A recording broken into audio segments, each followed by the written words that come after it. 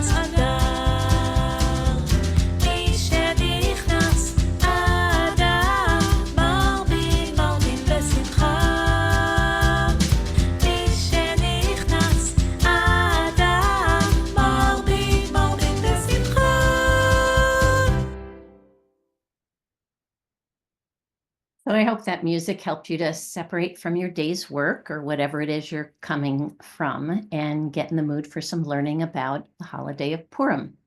Many years ago, when I was working at the Boulder JCC, we found that to be a really fun song to parade around in our costumes too.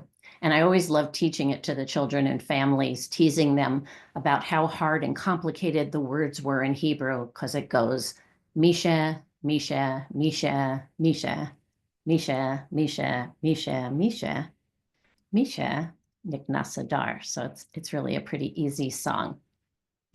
So moving on, here's what I hope you're going to get out of this experience. One goal is to just increase your basic knowledge of what the holiday of Purim is all about.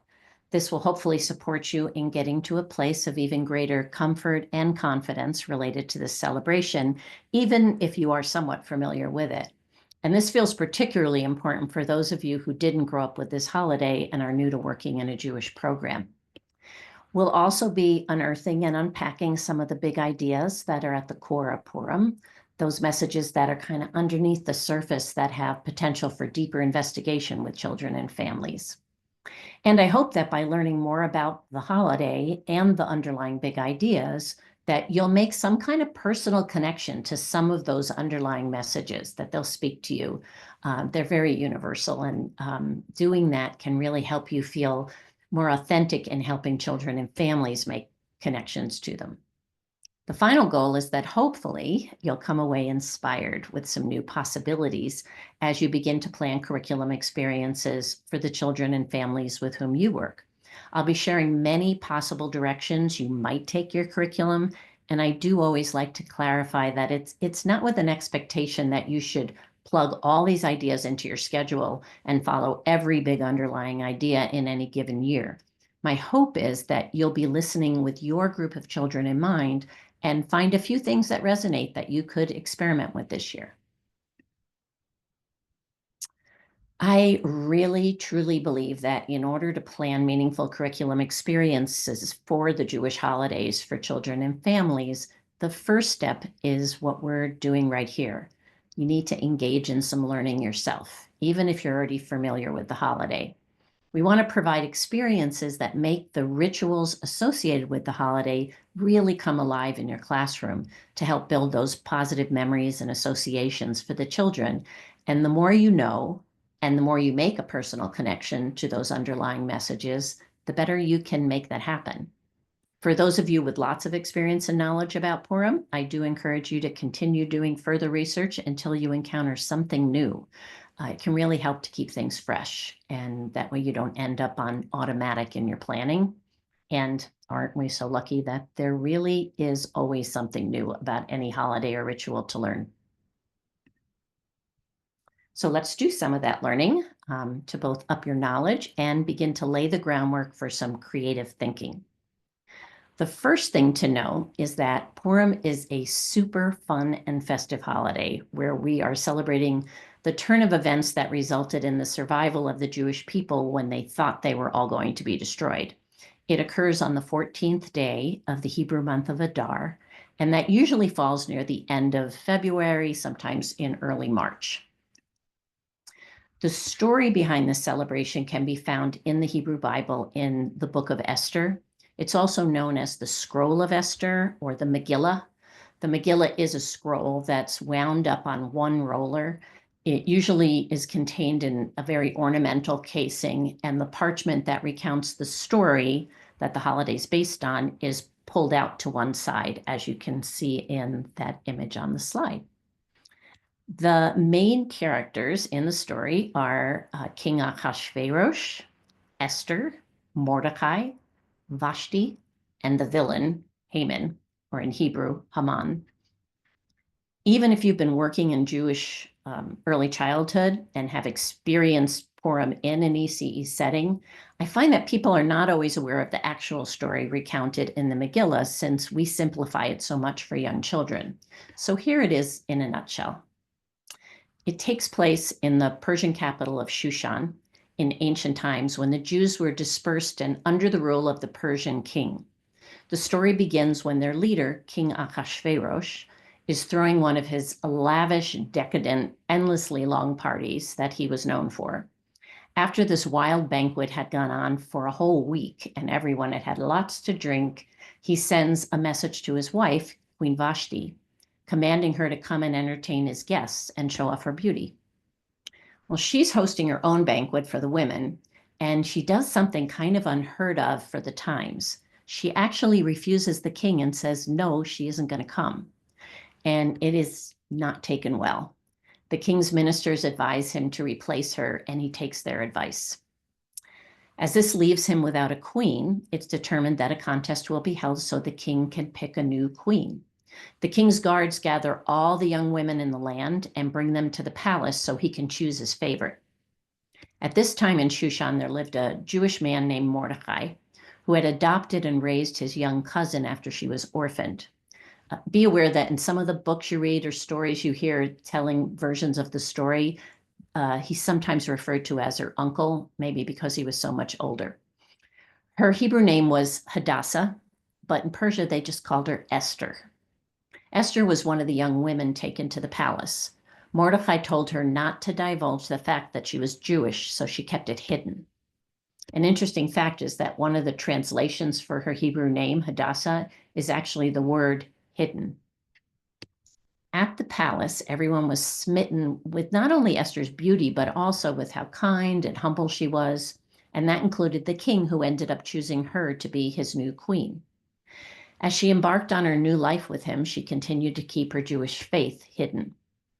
When Esther became queen, the king appointed Mordecai, her uncle, to sit at the gate to the castle. Actually, not her uncle, her cousin. One day, while on that job, he overheard some guards plotting against the king. He told Esther about the plot, and she told the king and made sure he knew that Mordecai was the source of the information that saved his life. And so it was written down and documented in a royal book that chronicled happenings in the city of Shushan. A few years later, the king promoted one of his advisors, a man named Haman, to a higher status. And this meant that everyone was supposed to bow down to him. But when Haman encountered Mordecai and told him to bow down, Mordecai refused, as Jews only have one God and they don't bow down to people or idols. Well, this infuriated Haman, so he convinced the king that there was a whole group of people in the kingdom whose laws were different, so they didn't follow the king's laws. He said they were trouble, and his advice was that they should all be destroyed, meaning all the Jews should be killed. Though in early childhood, most programs soften this by saying they would be banished or sent away. The king agreed to make a decree to rid the land of all the Jews. Haman drew what was called a pur, P-U-R, pur, kind of like a lottery drawing where he randomly chose a number to be the exact date to get rid of all the Jews. And that's actually where the name Purim comes from. Mordecai found out and got word to Esther about this decree to rid Persia of all the Jewish people. And she asked him to tell everyone to go back to tell all the Jewish people to fast for 3 days while she thinks and comes up with a plan to save them. And then Mordecai tells Esther, maybe this is the reason why you were made queen, feeling this was the greater purpose behind her being chosen. After 3 days, Esther approached the king without being beckoned, which was kind of a risky thing to do, as one was not supposed to go to the king unless he requested it. But he loved her and he wasn't angry. He told her he'd give her anything. She just needed to ask. So she asks him if she can throw a banquet for him, the king, and Haman. And it's agreed that it will occur the next day. Well, that night, the king couldn't sleep. And when he couldn't sleep, he decided to read the royal chronicles. And in that, he finds out that Mordecai was never honored for saving his life all those years ago. So the next day, as a reward, he decreed Mordecai should be paraded around in royal attire on the royal horse and ordered Haman to be the one to do it. Definitely one way that the tables were turned on Haman in this story, as he thought the king was going to honor him, not Mordecai, who Haman had other plans for. That evening, Haman and the king attended Esther's banquet, where the king again told Esther that she only needed to ask and he would give her anything. So she asked him that he grant her her life and save her people from being killed. Well, the king was horrified that anyone wanted to hurt his precious queen and asked her who would do that. That's when she finally reveals that she's Jewish and that it was Haman's idea to rid Shushan of the Jewish people. The king turned the tables on Haman again and decreed that it was Haman who would meet his end and the Jewish people would be saved. And in the version in the book of Esther, Haman is sent to hang on the gallows he built to hang Mordecai. But again, the story can be softened and simplified for young children to he was banished and the Jewish people were saved. That's the story the holiday is based upon. And in the book of Esther, there's a verse that states we are to observe Purim as days of feasting and merrymaking, and as an occasion for sending gifts to one another and presents to the poor. Growing out of that sentiment, there are 4 commandments or mitzvot associated with the celebration of Purim. The first one is we are to listen to the reading of the scroll of Esther, the Megillah, to hear the story. We also should participate in a festive meal on the day of Purim, technically one that involves drinking wine until you can't tell the difference between Mordecai and Haman. We don't take that one so literally in early childhood programs. More observant Jews have a daytime feast and a celebration, and for many others, this is just folded into the evening celebration for the reading of the Megillah. Another commandment is to send portions of food and drink to family and friends, so we can be sure that they have what they need to celebrate in a festive way. And this is called mishloach manot. Finally, the 4th thing is we give gifts to those in need. So what we're going to do next is to pull out some of the traditions and rituals associated with Purim to familiarize you with them, and look at some of those underlying big ideas, and then look at some possibilities for bringing them into your classroom curriculum as launching points for your thinking.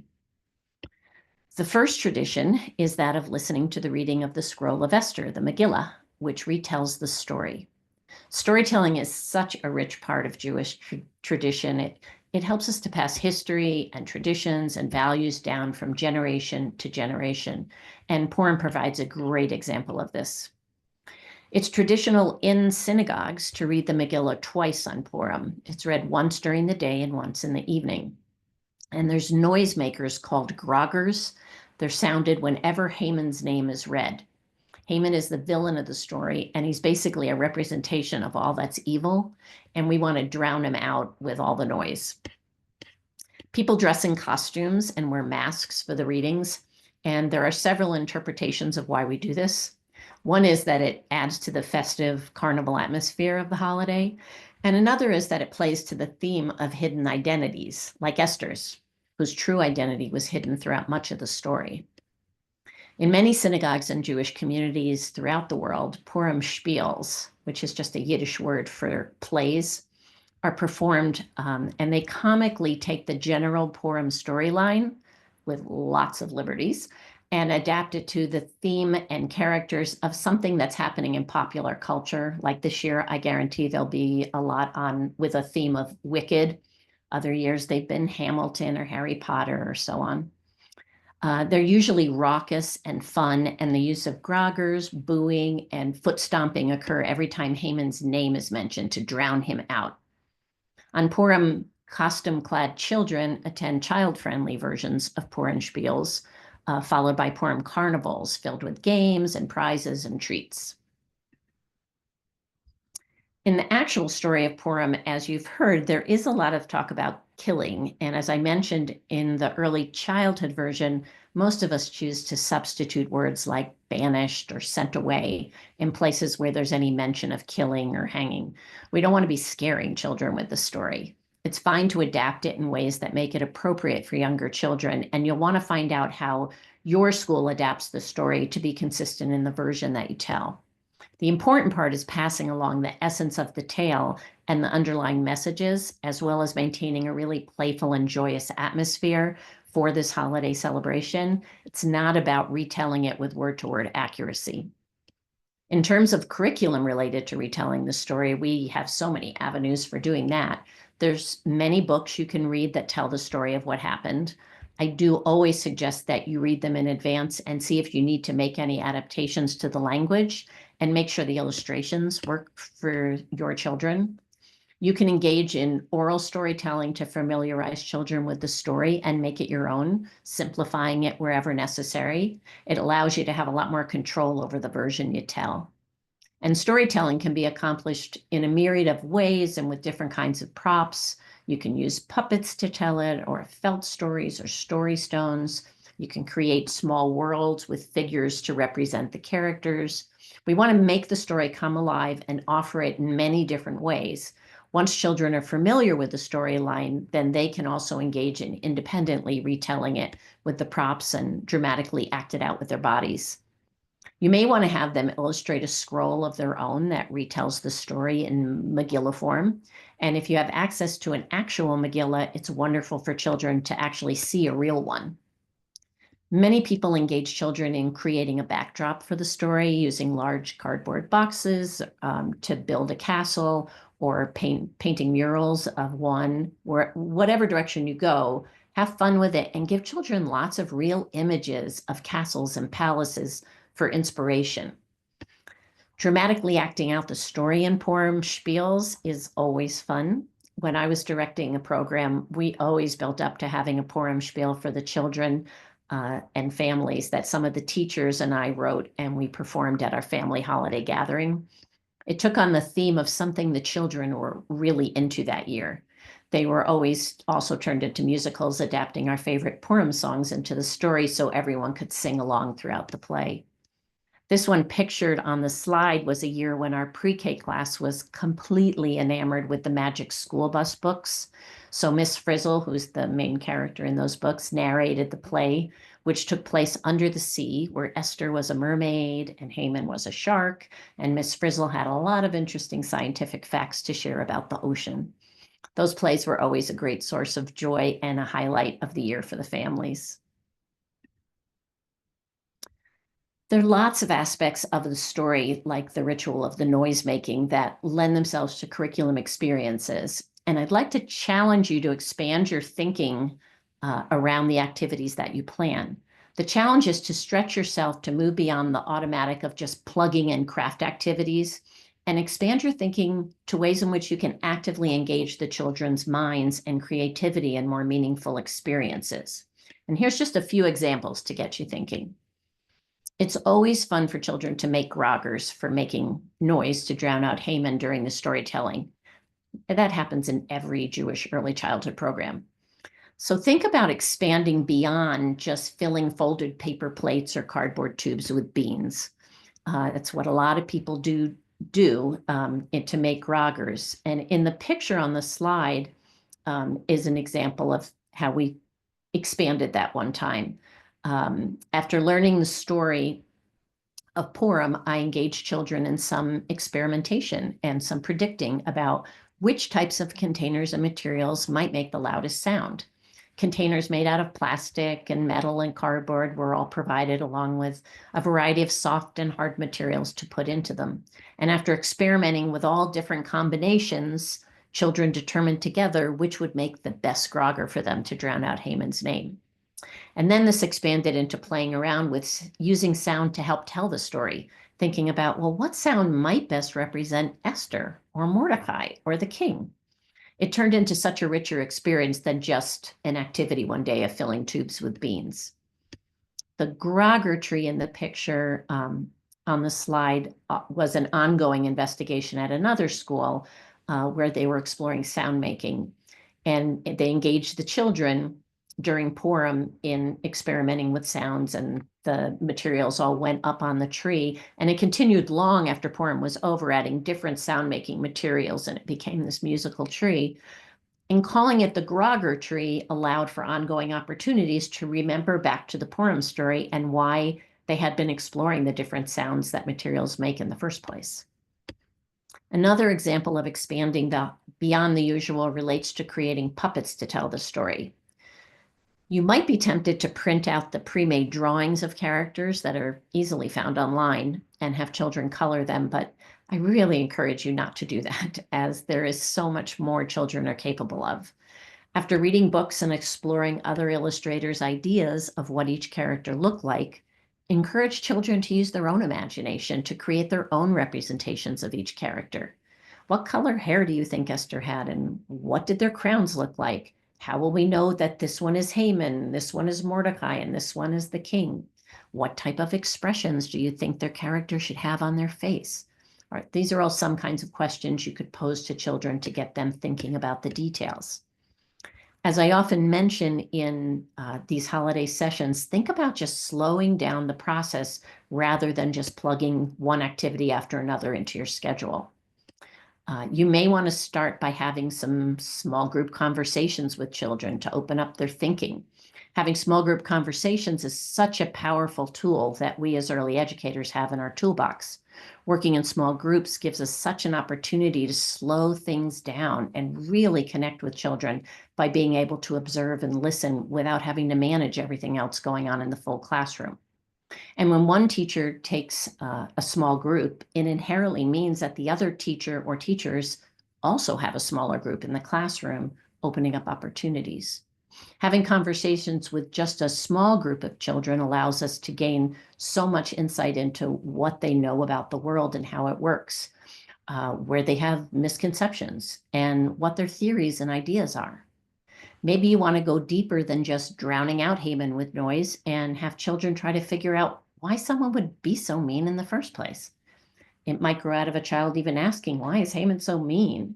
And you can respond to them by sharing what a good question that is. And you really would like to do some thinking about why Haman was so mean with them and get their ideas. So during your open choice exploration portion of the day, you take about 4 or 5 children at a time and you pose some questions to them.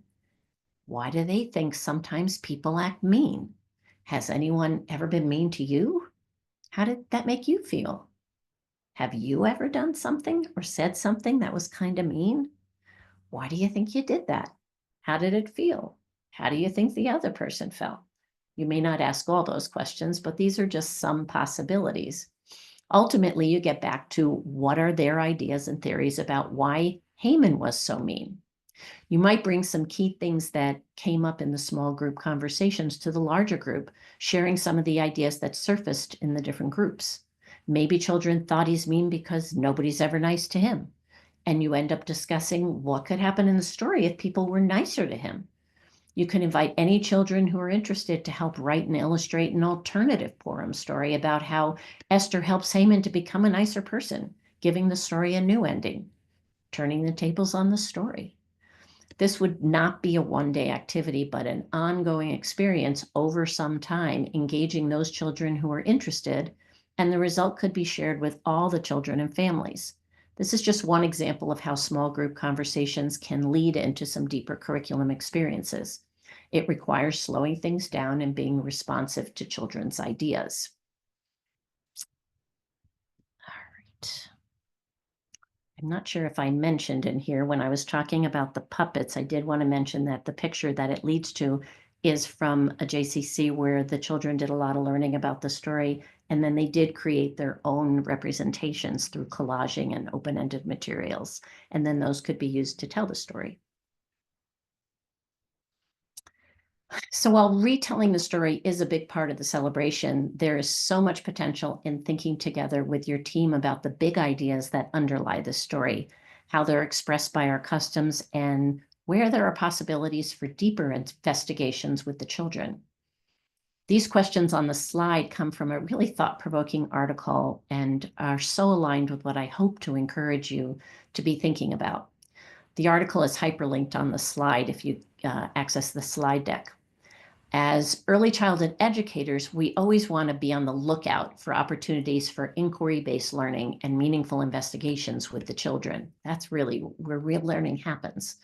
Every holiday has underlying values we hope to pass on and potential for exploration beyond the story.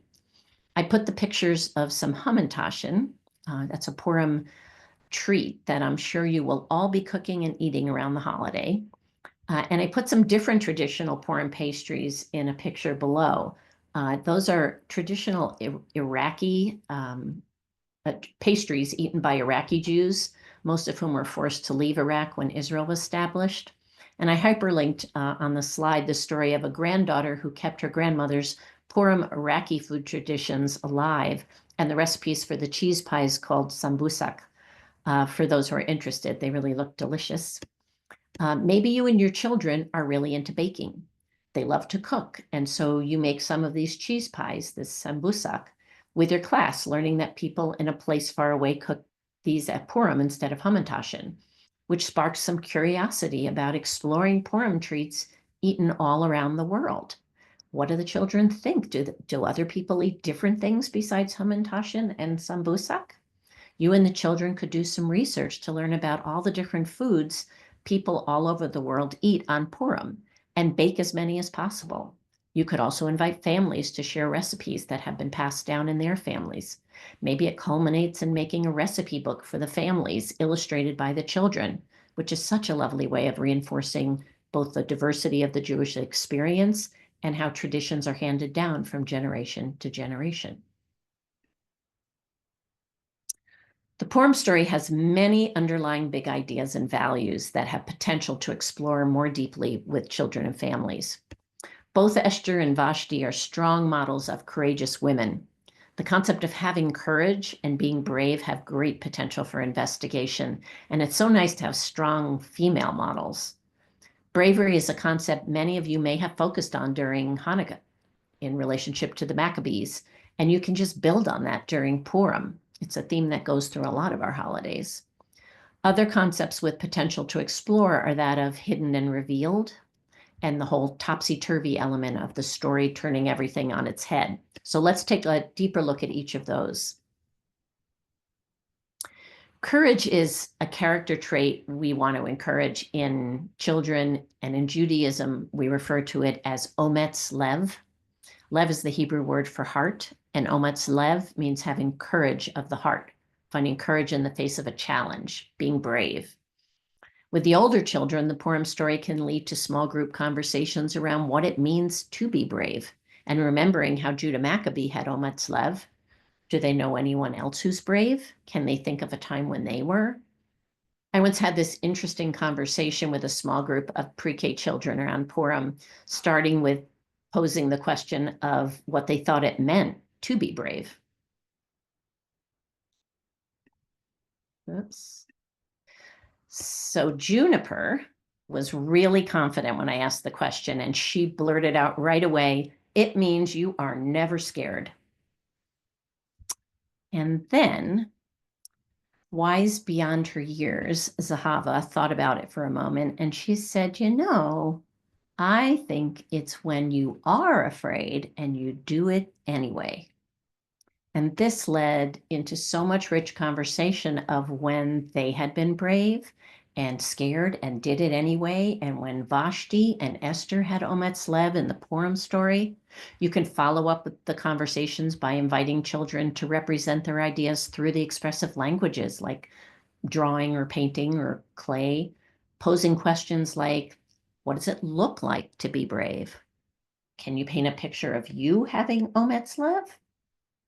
When children represent their ideas through expressive arts, it gives them the opportunity to use an additional language other than verbal, giving them another outlet for expressing their thoughts and their ideas. Representing them can also offer an opportunity to expand and elaborate their thinking and give you as a teacher some deeper insight into what's important to them and on their minds, all of which have potential to become the launching points for extending your curriculum. With the younger children, you could invite families to send in stories and images of a time when their child was brave, like Esther. Maybe it builds on how you did something similar around Hanukkah and how they were brave like a Maccabee. They might also share the feelings of pride they have for their children when they show courage and do something that's scary for them. Those photos and stories can live in your classroom for the children to see and hear about their courage as a way of reinforcing it. Observing and noticing those moments when children of all ages exhibit this character trait and shining a light on them can give you an opportunity not only to reinforce it, but also authentically connect it back to Purim. For example, maybe you watch a fearful child at the top of the slide, and when they are all done and come down, you might say something like, "Wow, you were so brave, just like Esther. I saw you sitting on the top of that big slide and your face looked kind of scared, but you went down anyway. Now your face looks like you're feeling really proud. Wonder if that's how Esther felt when she saved the Jewish people." Moving on to another big idea of this holiday is the concept of hidden, as well as that of revealing. Esther hid her true identity, and at just the right moment, she revealed it. These concepts have real potential to explore in an early childhood classroom. Typically at Purim, we wear masks and children dress up in costumes to disguise themselves as a way of playing with this big idea. There's usually a lot of mask making with children going on in Jewish programs at Purim time, which is fun for many children. To expand the experience, think of ways to reinforce the concepts of being hidden and revealing yourself. Peekaboo is such a vital game for infants and toddlers. If you work with them, you know that. It's a total model of hiding and revealing oneself.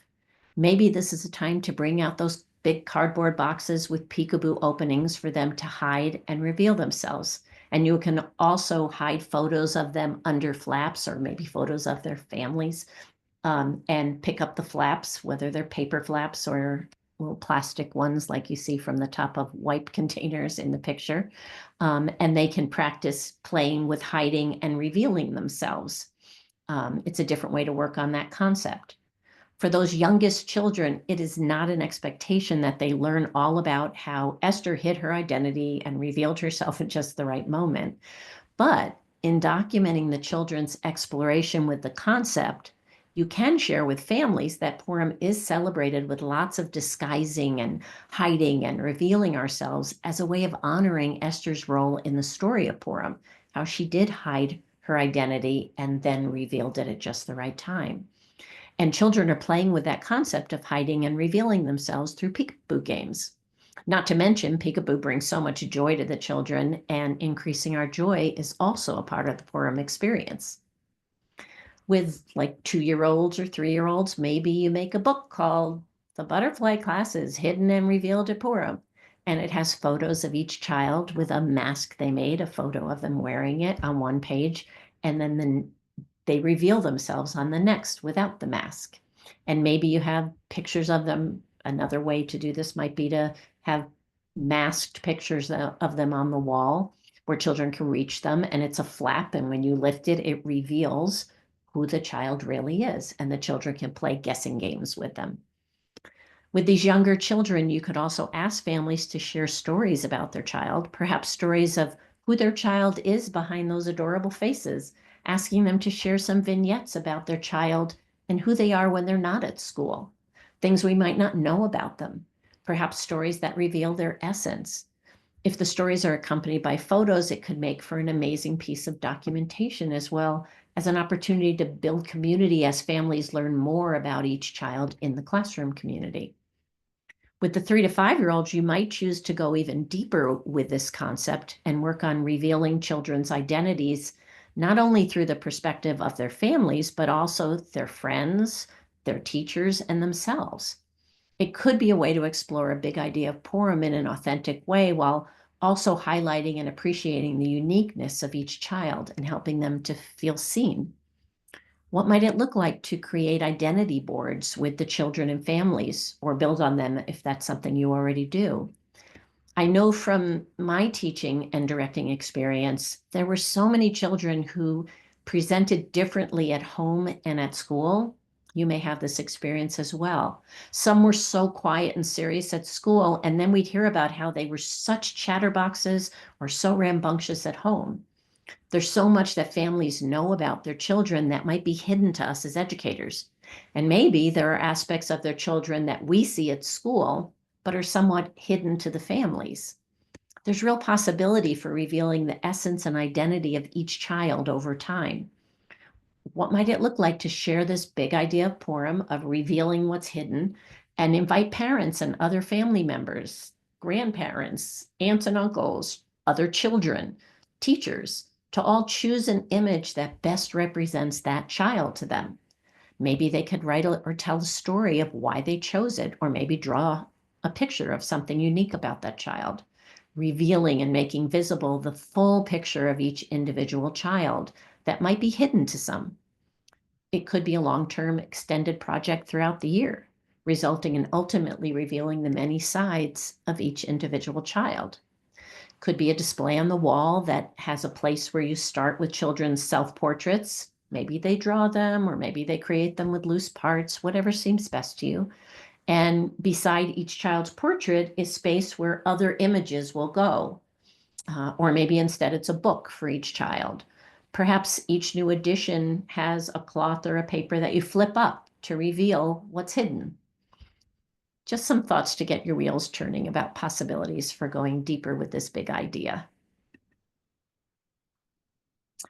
In the Purim story, things are turned upside down. The tables are turned when the Jewish people are saved, and it's Haman who's banished, as we put it in our kid version of the story. This is the part of what is also underneath the whole carnival atmosphere of Purim. The term in Hebrew for this is v'na'afoku. The opposite happens instead of what you expect it to happen.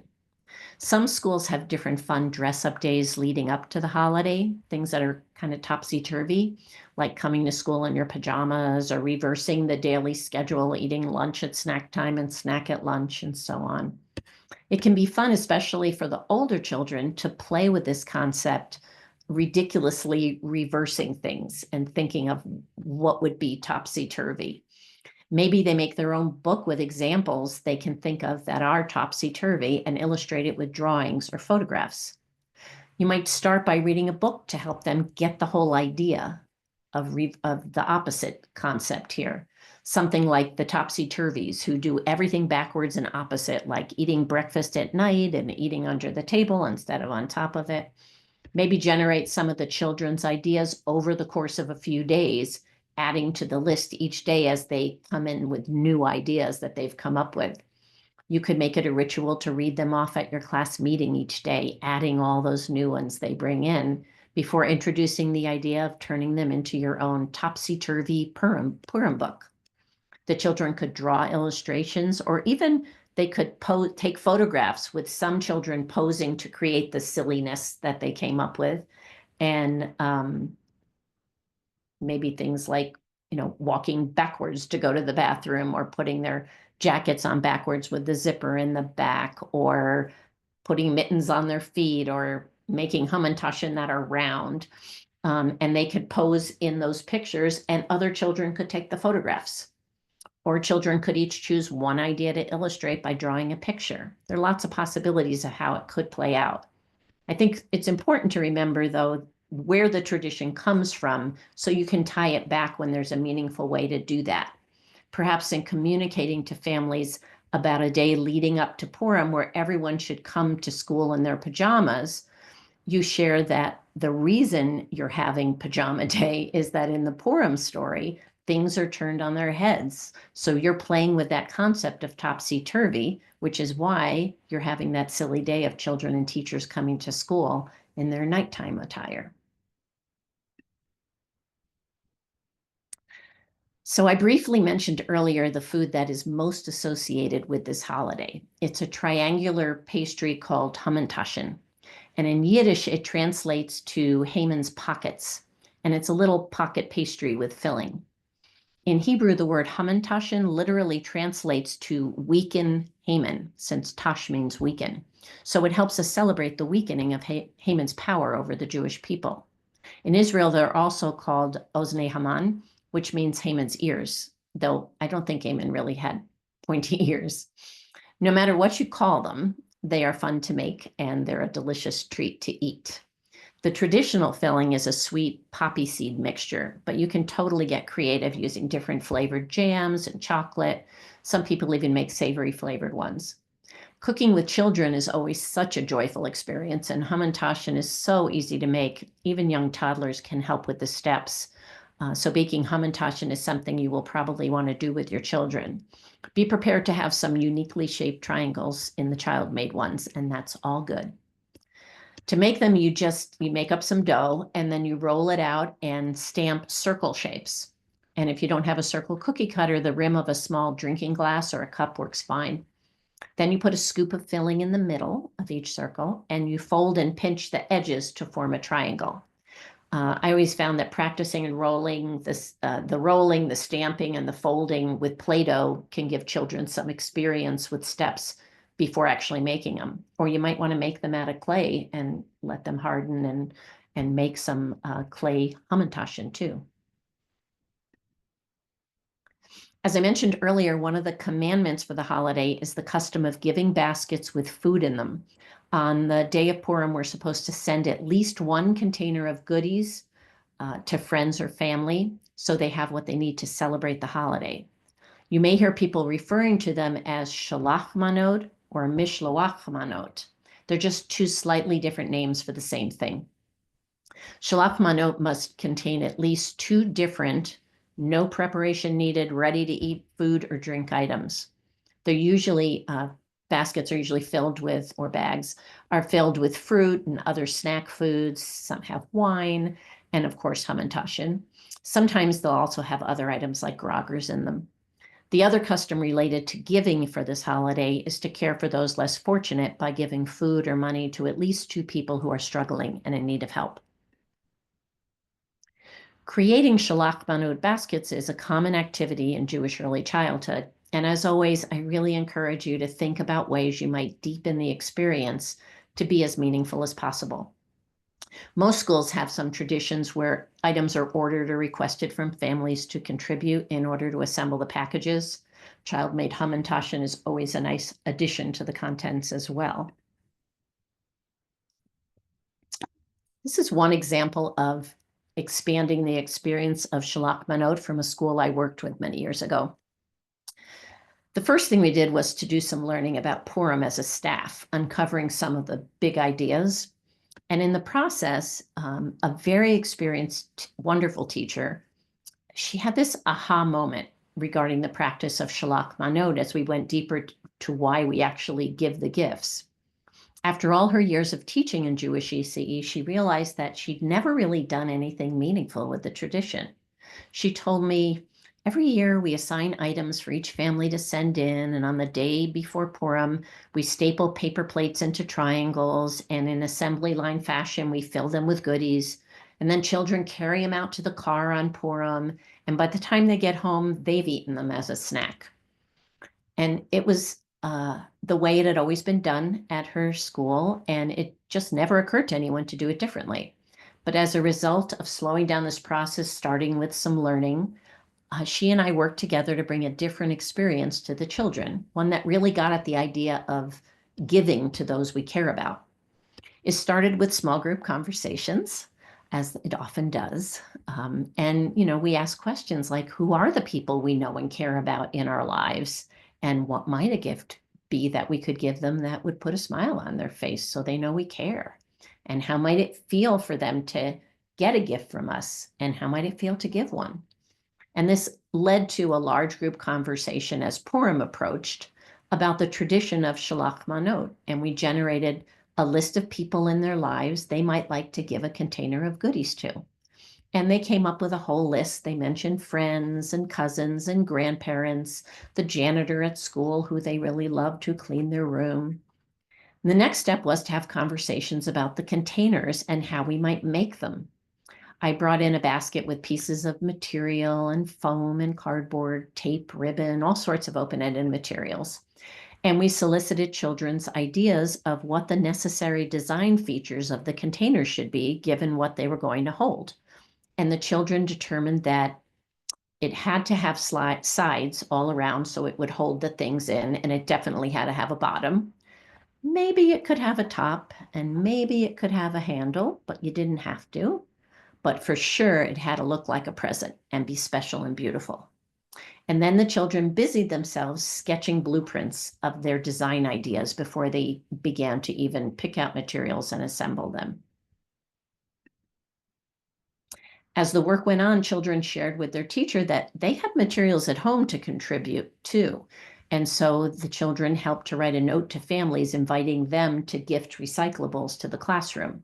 There was really just so much giving and receiving going on throughout this whole project. The children also came up with the idea that we'd need a space in the classroom to store all the materials. So some got to work making signs to label the space, and others helped organize a shelf in the room to be the Shalach Manot Engineering Design Center.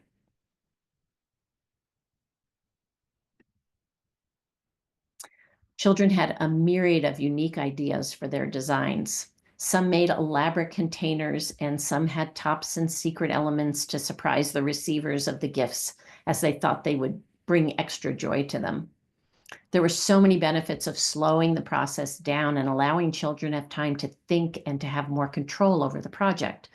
There were so many positive dispositions towards learning that were reinforced, like critical thinking, creativity, lots of perseverance, tons of opportunity for literacy in really authentic ways. This little girl was so independent and also had a really clear idea of what she wanted to make for her container.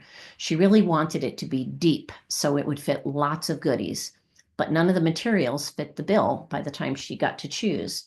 And so she had an idea to stack 2 layers of cardboard, one on top of the other, which required a lot of taping. And the problem she encountered was that she ran out of hands to hold all the pieces of tape. But being exceptionally resourceful, she quickly figured out a solution and used her tongue to hold the extra pieces of tape. And then we were able to connect her creative thinking and problem solving back to the Purim story by remembering how Esther was a real problem solver too. And here are some of the completed functional works of art. The final piece of problem solving revolved around children getting so attached to their creations, having worked so hard on them, that some did not want to give them away, which was definitely a dilemma since Shalach Manot is all about giving to others. So this led to some more group discussions around possible solutions, and the children ultimately came up with 2 options. One was that they could make a second one, and just keep that first one since it was so special and use the second one to give away. Or they could fill it up and bring it to whoever the recipient was and then dump out the goodies so you could keep the container. Since it's what's inside that fulfills the commandment of Shalach Manot, not the container. So I call that pretty creative problem solving. Out of this project, several things continued for this class. The theme of how it feels to give and to receive, and the ongoing collection and use of loose parts. Every time I visited, they had something new to share with me. And actually, that was the gift I was lucky enough to receive. So I tell you this story not to say everyone should engage in this exact project, but rather to demonstrate how thinking about the big ideas and then slowing things down to elicit children's ideas, slowing down the process as you engage them more actively, can result in much more meaningful ongoing learning connected to the holiday, while also providing so many authentic ways for all types of learning to be integrated.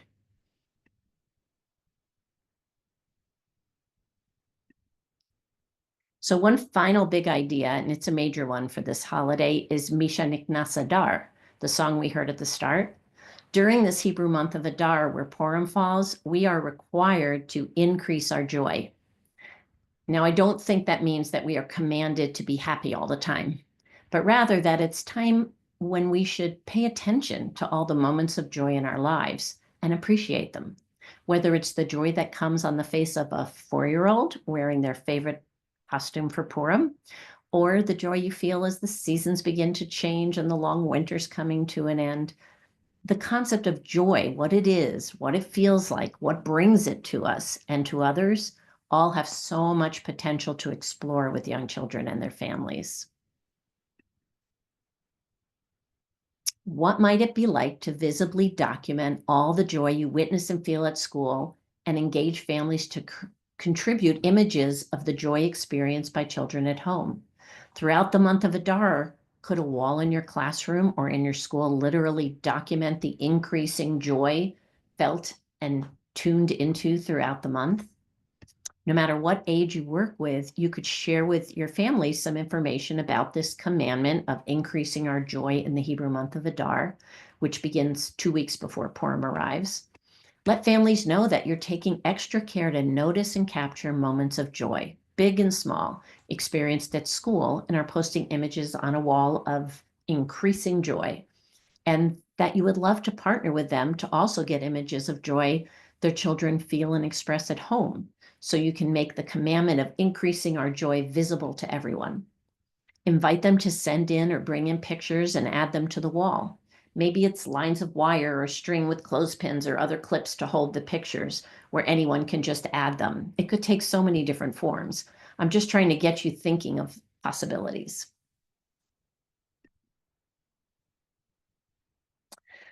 These are just a few planning reminders that I like to always remind people of in these holiday sessions. One is that there are so many books you can read to introduce Purim and its associated traditions as an entry point to the holiday. And I'm sure your schools have many to choose from. These are just some of the more recent ones that I found, and they're all hyperlinked with read alouds where I could find them. If you access the slide deck, you'll be able to access those read alouds. I think that's really an unintended positive outcome of COVID, that almost every book has a read aloud now on from Zooming them over COVID. The books on the left side are really simple versions of stories for the very youngest children. There's also on the other side, there's several sweet ones on the right side that really focus on brave and strong women of the story, Esther and Vashti, like Queen Vashti's Comfy Pants, which is a newer one some of you may be familiar with. I always encourage you to remember that books are also good for supporting those big underlying ideas. Sometimes they're ones that are written for the holiday, but you can also use just regular books that have a message that aligns with a big idea. For example, This Is Not Enough is not a Purim book, but it is a book about gift giving and receiving and what really makes a gift special. If in exploring Shalach Manot, your curriculum dives deeply into the feelings about giving and receiving, it could be a good book for you. Likewise, as I mentioned earlier, the Topsy-Turvies gets at the silly idea of turning things upside down and things being opposite of what you expect. I've mentioned having small group conversations with children quite a bit, and just want to remind you that when you do this, in order to best elicit their ideas and theories, you want to consider in advance the questions you might pose to activate their minds. Have them written down right in front of you. Think about how you want to phrase your questions to children about what they know about joy or about being brave. Think about whether the conversations would work better in small groups or with the full group, or maybe you want to do a combination of both. As always, you want to have something ready to write with, to have your questions down and to capture children's comments so you can reflect on them later, and maybe use their words in any documentation you're creating. Maybe your wall of increasing joy has quotes you've captured and posted of children's ideas of what it means to feel joy and what brings them joy, and that can be a piece of the wall as well. Always, always, I encourage you to be thinking of how you can meaningfully involve and engage families. Once you start thinking about that, you realize there is almost always a way to invite families in and be partners in your investigations. And I've tried to model that here. Remember also to document the ways in which Purim rituals and those big ideas are coming to life in your classroom so you can make it visible to the families, to the greater JCC, and to the children so they can revisit it. And I do also like to always remind you, when your deeper investigation takes you and the children on a journey far away from the holiday, which is fine if they're engaged in learning, that's a good thing. But remember to bring it back to the holiday if you're really trying to investigate Purim. For example, the story I told you about the sound exploration for the Groggers could have led children down an even further road of experimenting with sound making, and maybe led to the idea of creating their own instruments, which could be a wonderful and, full of interesting discoveries, with children highly engaged in thinking and learning, yet far away from Groggers and Purim. If that had happened, I'd have admired all their fabulous instruments and circled us back to the Purim story, reminding children of how we need to experiment with those instruments now to see if they make a loud enough sound to drown out Haman's name, and let's test it out. I know that the educators, all of you out there in our JCCs, are a diverse group, and many of you are not Jewish. And even those of you who were raised Jewish, you may only have a surface knowledge of Purim. That's mainly about dressing up and going to the Purim carnival and eating Hamantaschen. So you may not always know a lot about the underlying messages of the holiday. So this slide is a representation of how, when you deepen your understanding of Purim, it can result in your creating more meaningful curriculum experiences for children and families, and it's why these sessions are available to you. The far left represents a more traditional practice where, when a holiday approaches, we pull out those planning sheets and fill them in with lots of craft ideas. And we fill in each day with another craft, all to cover the holiday. And they're often the same ones that have been done every year because it's what is either familiar or how you're told that's what we do at the center. And sometimes they're things you find on Pinterest or other websites. But what we're doing today, spending time growing your knowledge, can not only increase your comfort and confidence around Purim and what it's all about, but also move you along the continuum from just covering the holiday to more deeply uncovering it. The hope is that by deepening your understanding of what's underneath the surface, learning about those potential bigger ideas, it'll spark your thinking and activate your creative juices around ways to investigate the big ideas, which can result in elevating the kinds of experiences you offer to children and families. As we wind down here, I want to reiterate that my intention here is not for you to plug every idea I mentioned into your schedule, but rather to get your wheels turning around possibilities and to get you talking and thinking together. It's so much better to take a few ideas that resonate with you, play around with what they might look like in your classroom this year. And when you do that together with each other and have thought partners, you always come up with great things, the more minds on it. If you're looking for additional information on Purim, here's a list of trusted resources. Each of these websites have informational pages on every Jewish holiday. And the final one on the left is a link to some child-friendly versions of the Purim story, if that's helpful to you. On the right side of the slide are links to several recordings of short 10-minute stories from the field where educators working in Jewish ECE share how they brought a big idea of the holiday to life in their setting. They come from the recordings from the Orchard's Rhythm of the Jewish Year series, and they really could serve as an inspiration to you. They're actual teachers in the classrooms and telling you stories of what they've done. They're each hyperlinked here with the title of the story and who's presenting. And the first three are classroom explorations. And the fourth one is a really wonderful story by Tiffany Hagemeyer, who was in Asheville, North Carolina, was working as the director in the early childhood program there. And she tells this great story of how she engaged her staff in more deeply understanding what Shalach Manot was about. It's really a beautiful story of reflecting on the present school practices that she really wanted to kind of re-envision and playfully engaging the staff in some learning in a really meaningful way. So you can access those, and it's marked where on the video you can advance to get right to the story. You're welcome to listen to the whole thing too. And as we come to the end of our session, I wanted to share some links to a few Purim songs. I always like to include songs. I know personally, I loved learning new songs.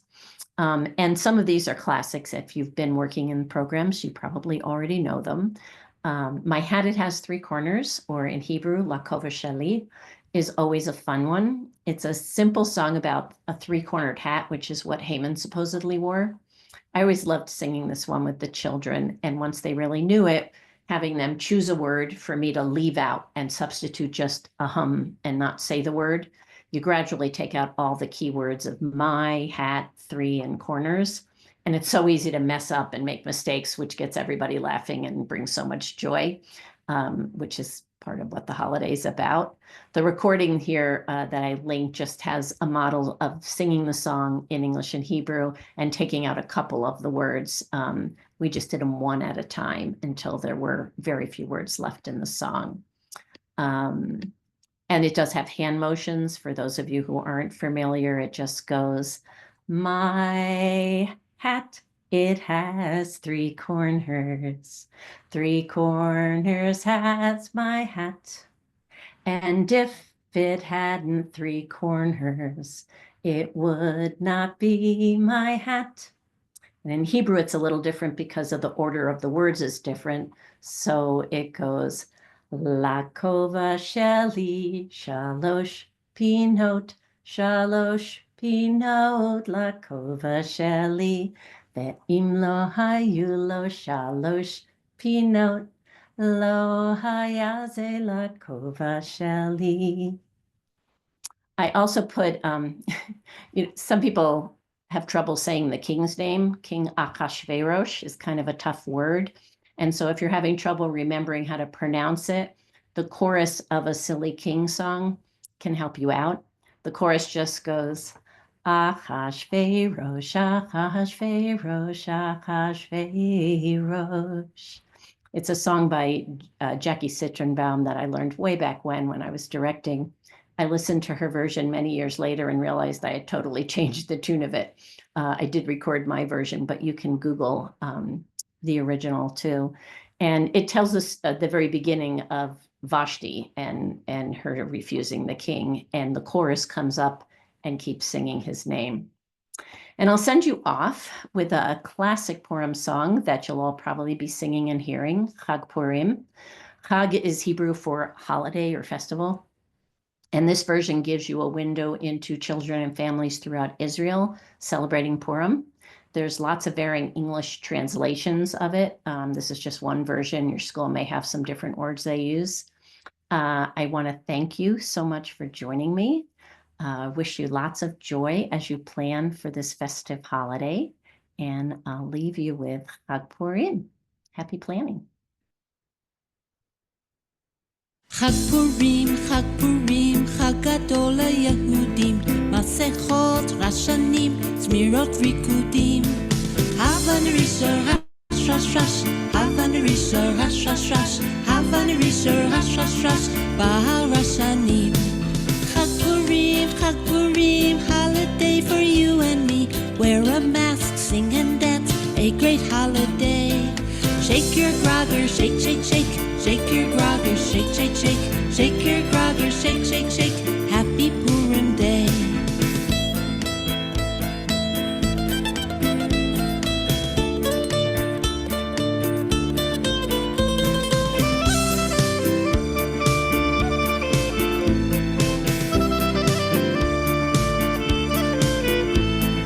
Chag Purim, Chag Purim, Chag Gadol LeYehudim.